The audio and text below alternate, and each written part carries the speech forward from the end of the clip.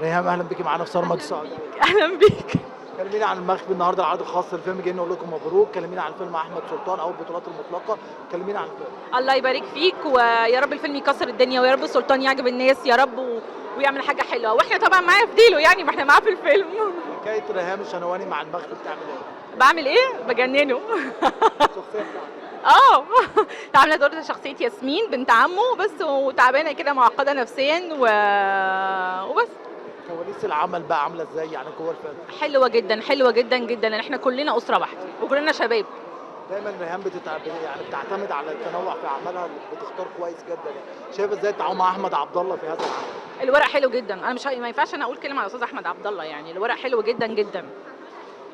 بس تمام. عايز شفنا برضو معاكم ريشه كوستا وسماره بيشاركوا في الفيلم ومدينه طعم تاني، هل انت بتنتمي انك تسمعي لهذه النوعيه من الاعمال بص، هو انا ما بسمعهاش، بس طبعا لو في حاجه مترقعه ترند بسمعها، بس هم ريشه دمه خفيف قوي قوي. انت معاهم في الفيلم؟ لا ما ينفعش اغني ايه، مش بتاعت غنى لا. دراما بقى، هل عندك حاجه دراما الايام الجايه ولا لا؟ اه ان شاء الله عندي مسلسل باذن الله افلاطون داخله اصور قريب الشهر الجاي ان شاء الله، بس مش عارفه لسه هيتعرض رمضان ولا لا. شخصيه عامله ازاي؟ مختلفه عن خالص اللي انا عملته، بس مش عايزه احرقها. كلمه اخيره كل الناس اللي عايزاها تشوف المخفي. إيه، شوفوا المخفي والله.